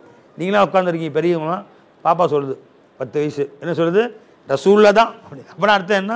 எல்லாத்துலேயும் இப்போ என்னை பற்றி நான் பேசி நல்லவன் மாதிரி நினச்சிட்டு இருக்கிறீங்க. நீங்கள் விளைஞ்சுங்க, டிவி யார்ட்டையும் குறை சொல்ல மாட்டாங்க, சொல்கிற மாதிரி வச்சுக்கல, விளைஞ்சுங்களா? அப்படியா? யாரையும் சொல்லுவாங்க, என்கிட்ட சில பிரச்சனை இருக்கலாம், விளைஞ்சுங்களா? நான் யார்ட்டையும் என் மனைவி சில பிரச்சனை இருக்கும், எனக்கு மட்டும் தெரியும், யார்ட்டையும் வெளிப்படுத்துறது. அதுதான் வாழ்க்கை. பிரச்சனை இருக்குமா? கணவருடைய பிரச்சனையை மனைவி மறைச்சிக்கணும், மனைவியின் பிரச்சனையை கணவன் மறைச்சிக்கணும். எந்த அளவுக்கு மறைச்சிக்கணும்? உங்கள் பெத்த பிள்ளைங்களுக்கு தெரியக்கூடாது, உங்கள் அம்மாவுக்கு தெரியக்கூடாது. அல்லாஹ் தஆலா உதாரணம் சொல்லுவாங்க பார்த்தீங்களா? கணவனும் மனைவி எப்படி வாழ வேண்டும், எப்படி வாழணும். சில பேர் சொல்ல நெகவும் சதையும் போல வாழுமாறு வாழ்த்துகிறேன் சொல்கிறாங்க. இல்லைம்மா? என்னம்மா? இல்லைம்மா? என்னம்மா? இதுதான் கரெக்ட். கல்யாண மண்டபம் வாழ்த்துவாங்க, இந்த கணவனும் மனைவியும் பூவும் மலரும் போல, மலரும் மனமும் போல வாழுவாறு வாழ்த்துக்கிறேன். மலர் சாய்ந்தானா மனம் இல்லாமல் போயிடாது. என்ன பை? அது நறுமணம் என்றது மாதிரி நாற்றமாயிடும். ஒரு மல்லிகைப்பூ வாங்கி அடுத்த நாள் காலையில் பாருங்களேன், அழுகி வாடி போயிடும். இந்த பை மனம் பிரிஞ்சு போயிடும். அதனால் அப்படி வாழ்த்து சரி கிடையாது. நகமும் சதையும், நகத்தை வெட்டிடுறேன், வார வெட்டிடுறவங்க, அந்த வாழ்த்து சரியில்லை. அல்லாஹ் வாழ்த்துறா பாருங்க, உடலும் உடையும் போல. அப்படின்னா அர்த்தம்னா உடல் எப்படி நம்ம உடலில் உண்டான குறைகளை உடை மறைக்கிறதோ, நினைஞ்சுங்களா, நம் மறைக்க வேண்டிய உறுப்புகளை நம்முடைய ஆடை மறைத்து மக்களுக்கு மத்தியில் நம்ம கண்ணியமாக காட்டுகிறதோ, அதுபோன்ற கணவனும் மனைவியும் எப்படி இருக்கணுமா, மனைவியின் குறைகளை மறைப்பவராக கணவனும் கணவனின் குறைகளை மறைப்பவராக மனைவியும் இருக்கிறது.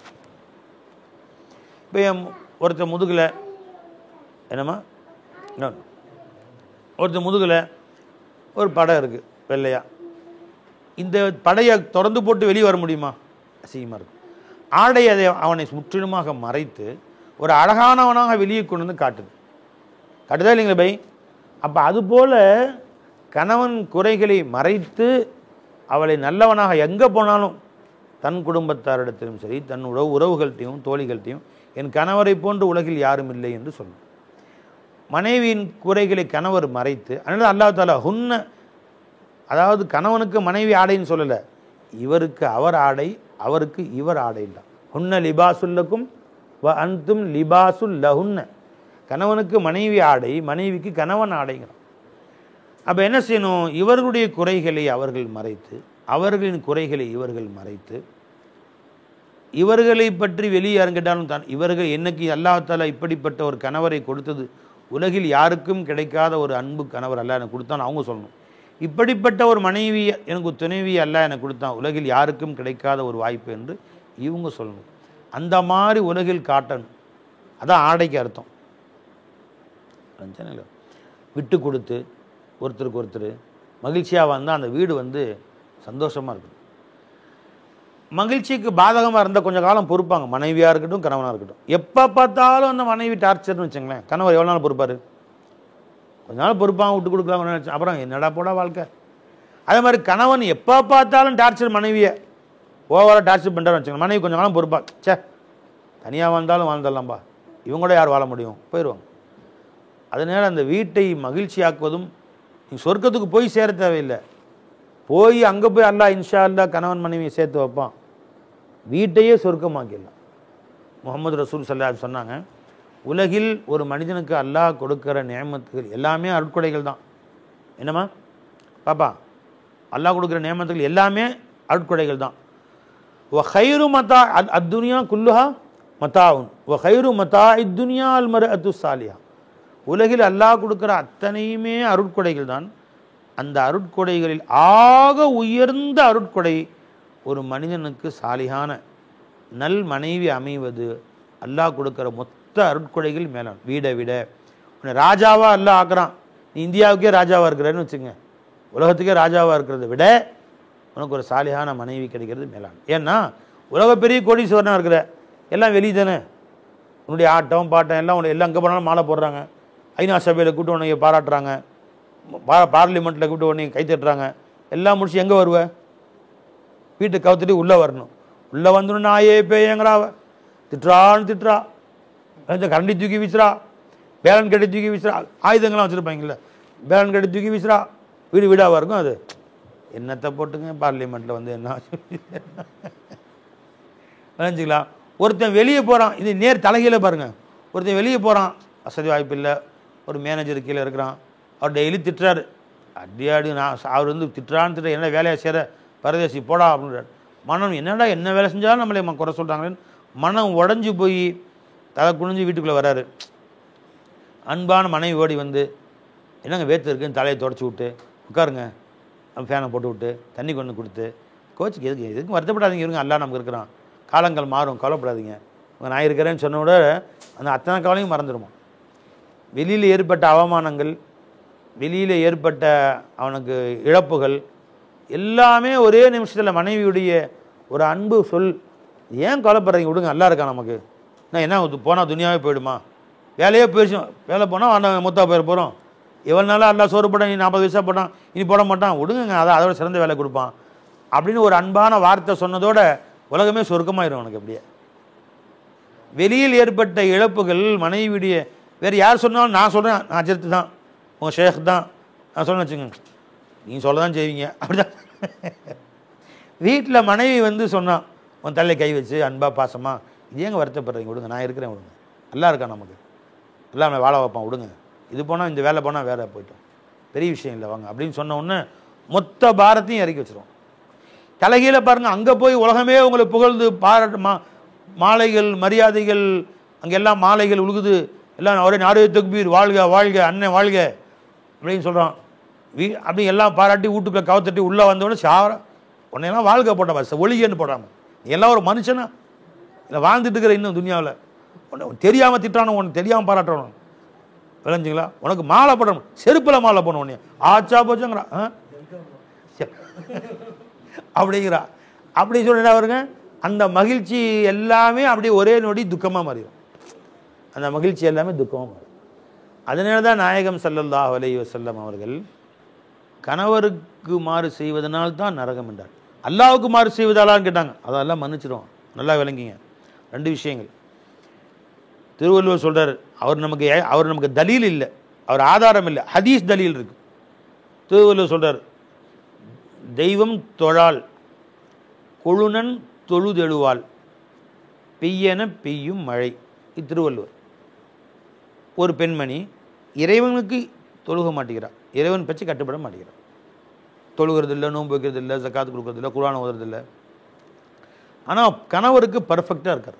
100க்கு 100 என் கணவர் கண் குளிர்ச்சி, என் மனைவி அல்லாஹ் எனக்கு கொடுத்தது ஒரு கிஃப்ட்டு, இப்படி ஒரு மனைவி அல்லாஹ் எனக்கு கொடுத்தானே என்று அந்த கணவன் சொல்லுகிற அளவுக்கு அந்த மனைவி கண் குளிர்ச்சியான மனைவியாக நடந்து கொள்கிறார்.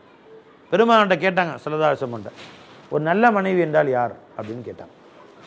பெருமான சொன்னாங்க ஸல்லல்லாஹு அலைஹி வஸல்லம், ஐயுன் நிசாஇ கைருன், பெண்களில் மனைவிமார்களில் மேலான மனைவி யார் என்று கேட்டார்கள். அது பின்னாடி படித்த கிளவியான பேர் படிச்சுக்கலாம் விட்டீங்கம்மா நீங்களாம். அதெல்லாம் கல்யாணத்துக்கு முன்னாடியே படித்து கொடுக்கணும், கல்யாணத்துக்கு முன்னாடியே உட்கார வச்சு இந்த பாடலாம் படித்து கொடுக்கணும் அப்படின்னு எனக்கு ஆசை. அதாவது கல்யாணம் ஏற்பாடு செஞ்சுட்டா ஒரே ஒரு நாள், எனக்கு கேட்டால் மாதக்கணக்கில் தேவையில்லை, 1 மணி நேரம் அந்த மனைவிமார்கள் எல்லாத்தையும் ஒரு மாதம் ஒருக்கா ஒரு திருமணம் நிச்சயிக்கப்பட்ட பெண்கள் ஆண்களை உட்கார வச்சு ஆண்களுக்கு 1 மணி நேரம் பயன், 1 மணி நேரம் பயன் செய்யணும். இந்த ஹதீஸ் எல்லாம் சொல்லணும். எந்த மனைவி மேலானவள் என்று கேட்கப்பட்டது.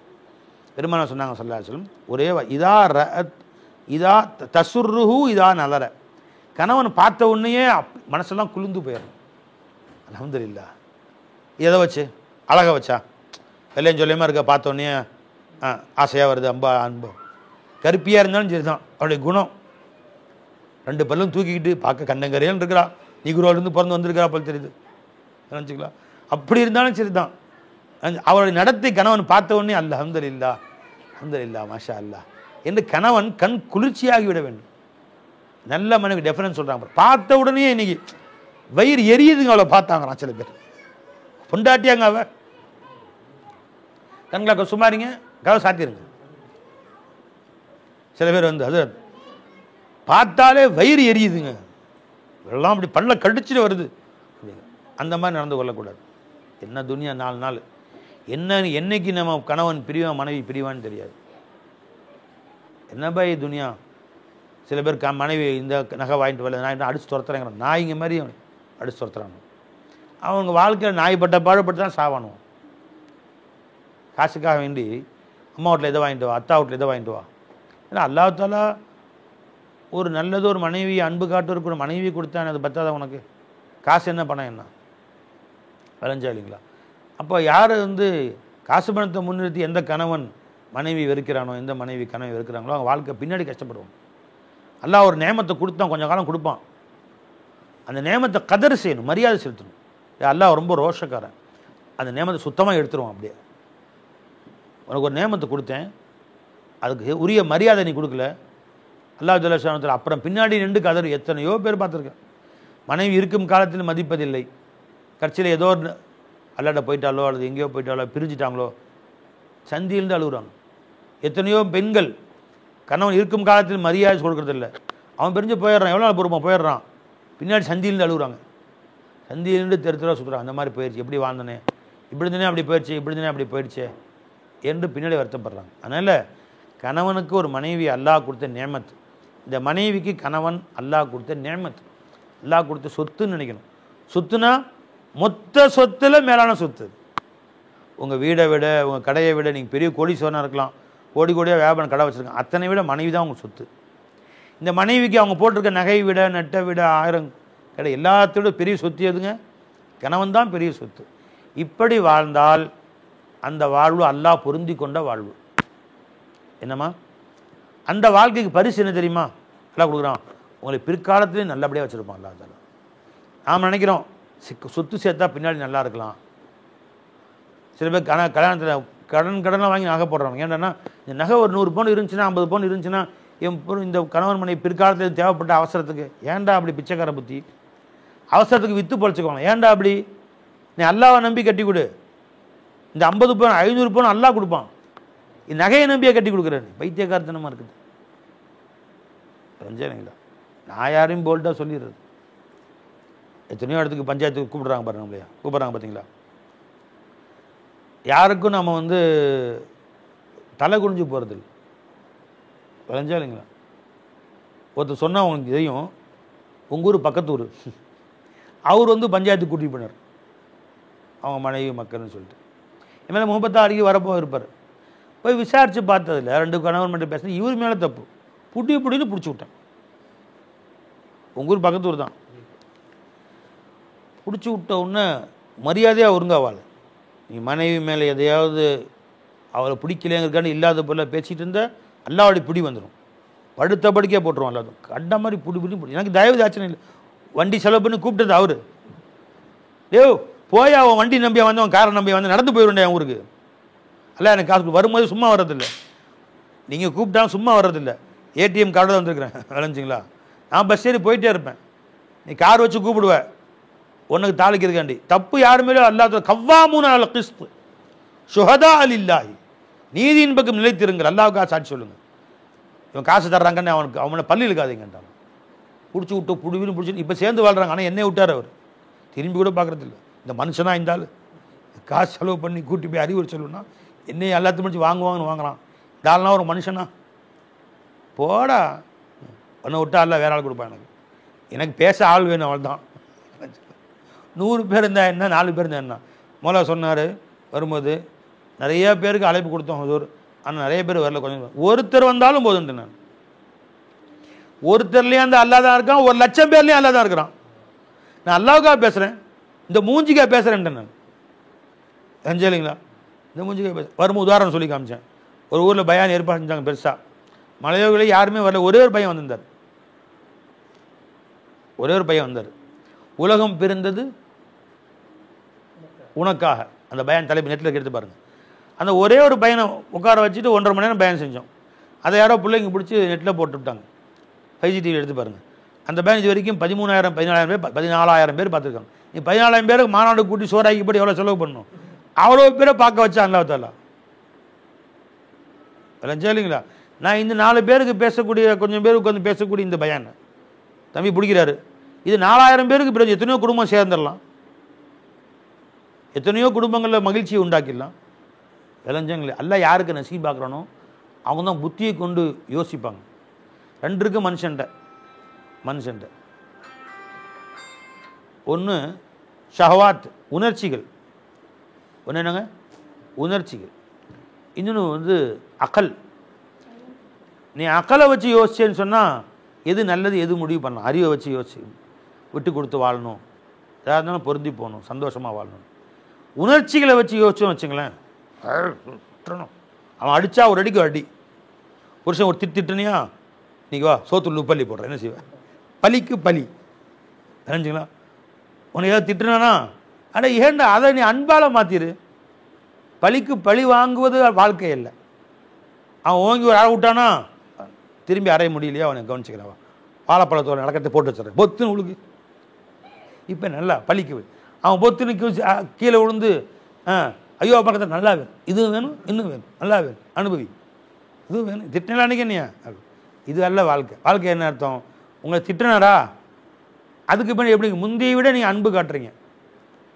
அவர் வந்து உங்களுக்கு சொல்லணும், கண்ணு தெரியாமல் சொல்லிட்டுக்குமா, கோச்சிக்காதம்மா, காலையில் திட்டிடலாம் உன்னைய, என் மனசு கஷ்டமாக இருக்கு. அப்படி சொல்ல வைக்கிறதுக்கு பேர் தான் வாழ்க்கை. பழி வாங்கிறதுக்கு பேர் வாழ்க்கை கிடையாது. புரிஞ்சா இல்லைங்களா? இப்போ உங்கள் மனைவிக்கு உங்களுக்கு தகராறு, உங்களை சொல்ல பை உதாரணம் சொன்ன வச்சுக்கலாம். நீங்கள் ஒரு ஊரில் போய் ஏதாவது சொல்ல இவன் தான் போட்டு விட்டா போல் தெரியுது, அந்த மாதிரி சில பேர் கேள்வி விட்டுருவாங்க. அந்த மாதிரி நடந்தே போச்சு ஒரு ஊரில். ஏதோ உதாரணம் சொல்லுவா, கரெக்டாக நடந்திருக்கு போல் தெரியுது. உதாரணமாக நீங்கள் சால்னாவில் உப்பு ஜாஸ்தியாக போச்சுன்னு ஒரு கரண்ட் தூக்கி வீசிட்டீங்கன்னு வச்சுங்களேன், உங்கள் பிவி வேணும் காலை வீசியிருக்காரு அவர், அது போய் சொல்லி விட்டியா கரண்ட் தூக்கி சொல்லி அந்த பொஞ்சாஜாவை சண்டை போடுறாரு, நீங்கள் நான் உன் மேலே கரண்டி போட்டேன்னு நீ போய் அஜய்ட்ட ஃபோன் பண்ணி சொன்னியா, கரெக்டாக சொல்கிறாரே பின்ன எப்படி, சால்னாவில் உப்புக்கு உப்பு கரெக்டாக கரண்டிக்கு கரண்டி எப்படி கரெக்டாக வந்துச்சு அப்படின்னு அவர் போய் சண்டைக்கு போயிட்டார். எங்க அந்த மாதிரி நடக்கும், அந்த மாதிரி நினச்சிக்காதீங்க. நான் உதாரணம் சொல்கிறது பழக்கம், யாரோ முன்னாடி இருக்கவங்க வச்சு தான், நீங்கள் முன்னாடி உட்காந்து உங்களே யார் உட்காராங்களோ அவங்க என்ன சொல்லிட்டு வந்தேன், உன் மனைவி உங்களை ஏதாவது தப்பாக பேசிட்டாங்க, நீங்கள் திருப்பி திட்டுறது திட்டுக்கு திட்டு அவங்க கரண்ட் தூக்கி வீசிட்டாங்க, உன் மேலே ஏறி நான் செம்பு தூக்கி வீசுகிறேன், என் மனசு ஆறும். அது அல்ல வாழ்க்கை.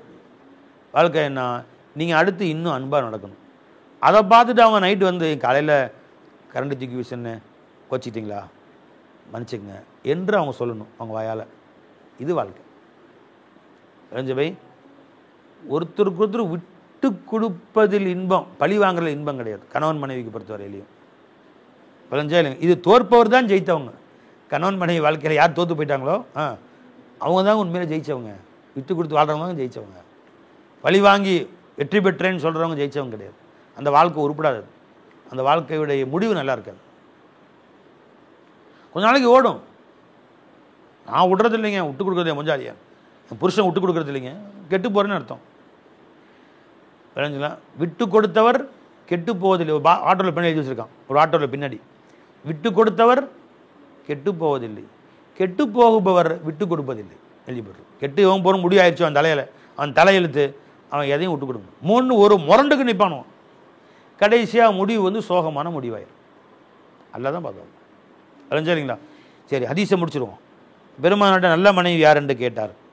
பெருமான சொன்னாங்க ஸல்லல்லாஹு அலைஹி வஸல்லம், நீலலி ரசூலில்லாஹி ஸல்லல்லாஹு அலைஹி வஸல்லம் அல்ல ஐயுன் நிசாய் ஹைருன், மனைவியில் சிறந்த மனைவி யார்? ஒன்று நீங்கள் சொன்னீங்க, நீங்கள் சொன்னதான் பார்த்தால் மகிழ்ச்சி தர வேண்டும். ரெண்டாவது ரெண்டாவது என்ன? இப்போ உங்களை நீங்களே ஆராய்ச்சி பண்ணுங்கள். ஒவ்வொருத்தரும் தாய்மார்கள்லாம் அந்த மாதிரி நான் இருக்கேன், நான் என் புருஷனுக்குன்னு ஒவ்வொருத்தரும் ஆராய்ச்சி பண்ணுங்க. இதா ரஅத் அல்லதி தசுர்ருஹு இதா நலர வ துத்திஉஹு இதா அமர, உன் கணவன் ஒரு சொல் சொல்லிவிட்டால் அதுக்கு அப்படியே கட்டுப்பட வேண்டும். இந்திரனே உட்காரணும்னு சொல்கிற மாதிரி இருக்கும். பெருமானா சொன்னாங்க ஸல்லல்லாஹு அலைஹி வஸல்லம், பெருமானாருக்கு சஜிதா செய்யட்டுமான்னு சில சஹாபாக்கள் வந்து கேட்டாங்க. என்ன சொன்னாங்க ஸல்லல்லாஹு அலைஹி வஸல்லம்? அனுமதிக்க முடியாது. அல்லாஹ்வை தவிர இன்னொருத்தருக்கு சஜிதா செய்வது அனுமதிக்கப்பட்டிருந்தால் ஒரு மனைவி கணவனுக்கு சஜிதா செய்ய வேண்டும் என்று நான் உத்தரவிட்டிருப்பேன். அதுவே நான் உத்தரவிடலை, எனக்கு அனுமதி இல்லைன்ட்டான். சஜிதா அல்லாஹ்வை தவிர இந்த நெற்றி யார் முன்னாலும் குனியக்கூடாது, யாருக்கு முன்னாடி நெற்றி செய்யக்கூடாது. ஷேக்குக்கு முன்னாடி முரீதோ விளைஞ்சிங்களா, ஆசிரியருக்கு முன்னாடி மாணவரோ. காலமுத்தமிடுறது வேறு, அது பனி ரசூல கால பெருமானுடைய புனித கால்களை சஹாபாக்கள் முத்தமிட்டிருக்கு. அந்த சுன்னத்துப்படி முரீதுகள் ஷேக்குடைய காலை முத்தமிடுவார்கள். இது சுன்னத்து ரசூல். அப்போ ஒரு கணவனுக்கு ஒரு மனைவி சஜிதா செய்ய வேண்டும் என்று நான் உத்தரவிட்டிருப்பேன், அந்த அளவுக்கு பணியணும். என்ன உரிமைகள் என்ன, அதெல்லாம் என்ன அடுத்தது. அவர்களை அடக்குமுறையால் அடக்குபவள் மனைவி அல்ல, அன்பால் அடக்கணும். நீ காட்டக்கூடிய அன்பில் உன் கணவர் வந்து உன்னை விட்டு அந்த பக்கம் இந்த பக்கம் பார்வையை திருப்பக்கூடாது. புரிஞ்சுங்களா? அன்பால் அடக்குபவள் தான் உண்மையான மனைவி. இப்போ என்ன சொன்னாங்க ஸல்லல்லாஹு அலைஹி வஸல்லம்? பார்த்தால் மனம் குளிர வேண்டும், ஒன்றாவது. ரெண்டாவது என்ன சொன்னாங்கம்மா? துத்திஉஹு இதா அமர, கணவன் ஏவினால் முற்றிலும் கட்டுப்பட வேண்டும். எந்திரிக்கணும், உட்காரணும். வெளியே போகாதுன்னா போகக்கூடாது. இந்த ஆடை அணினா அணியணும். எனக்கு ஒரு உரிமை இல்லையா? ரெண்டு பேரும் வேறேன்னு சொல்லலை பெருமான சொன்னாங்க. உன் கணவனின் கண்களுக்கு உன்னை அழகாக காட்டுவதுக்கு தான் மனைவி. இன்றைக்கி ரொம்ப மனைவி தலைகீழ இருக்கிறாங்க. ஏதோ ஃபங்க்ஷன்னு சொன்ன வச்சுக்கலாம், வீட்டில் உள்ளதுலேயே அழகான ட்ரெஸ்ஸு எடுத்து மாட்டிக்கிட்டு, இந்த பெயிண்ட்லாம் வச்சுருப்பாங்க நிறையா, ஆசியன் பெயிண்ட்டு, அதெல்லாம் எடுத்து ஃபுல்லாக அடிச்சுக்கிட்டு 2 இன்ச்சுக்கு ஆளே அடையாளமே இல்லாமல் அடித்து விளைஞ்சிங்களா, கருப்பு பெயிண்ட்லாம் கண்ணுக்கு அடித்து ஃபுல்லாக எடுத்து வெளியே போய் இப்படியே எல்லா நகையும் எடுத்து மாட்டிக்கிட்டு வெளியே போயிட்டு கல்யாணம் முடிஞ்சு வீட்டுக்கு வந்த உடனே எல்லாத்தையும் அவுத்து போட்டு, இந்த பாத்ரூமில் பழைய நைட்டி ஒன்று தொங்கும், நாத்தம் பிடிச்ச நைட்டி, அந்த சோப் போட்டு அந்த அழகெல்லாம் கழுவிட்டு, சுருமா கிருமா பவுடர்லாம் கழுவிட்டு, அந்த நாத்தம் பிடிச்ச பழைய நைட்டி போட்டு, ஏங்க உங்களுக்கு இது போதுங்க. அப்போ அதெல்லாம் ஊருக்கு அல்லாஹ் அக்பர், தௌபா தௌபா தௌபா.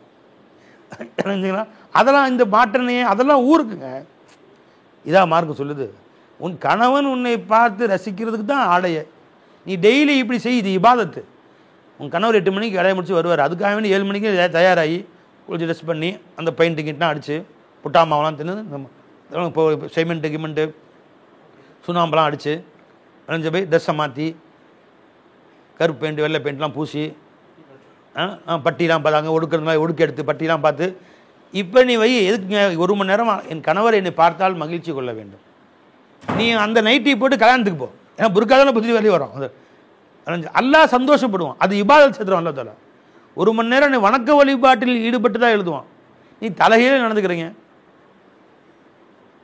நினைஞ்சுங்களா? தலைகீழ் நடந்துக்கிறோம்.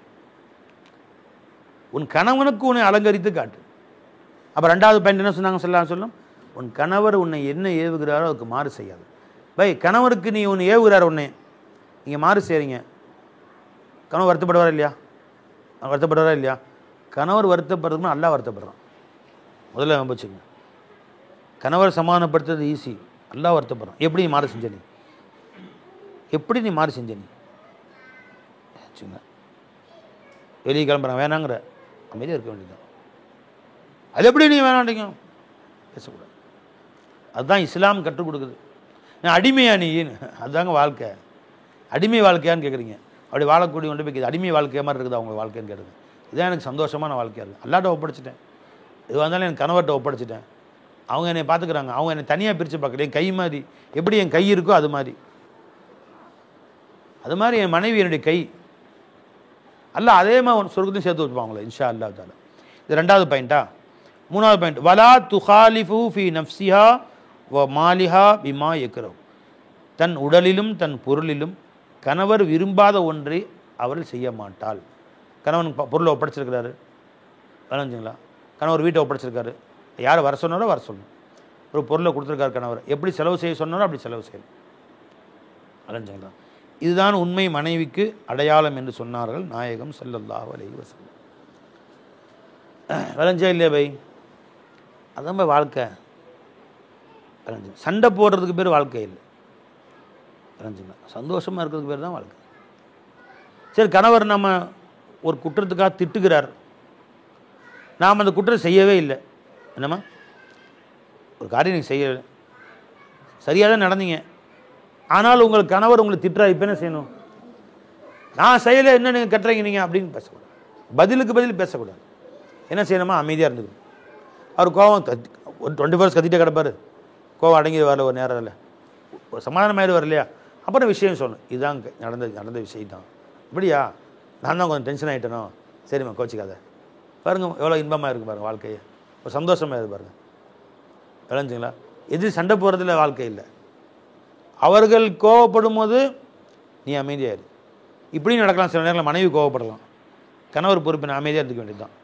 2 பேரும் போட்டி போட்டால் வாழ்க்கை நரகமாக போய்டும். அமைதியாக இருந்துக்க வேண்டியது. அப்புறம் அவங்க டென்ஷன் அடங்க பின்னாடி சத்தம் போட்டேப்பா, நடந்து என்ன செய்யுமா உனக்கு, முழுசாக கேட்டிங்களா? தானே? அப்படியா, நான் டென்ஷன் ஆகிட்டேனா? சரி சரி சரி, விட்டு கொடுத்து வாழணும். போட்டி போட்டு வாழ்வது இன்பம் அல்ல, விட்டு கொடுத்து வாழ்கிறது தான் இன்பம்.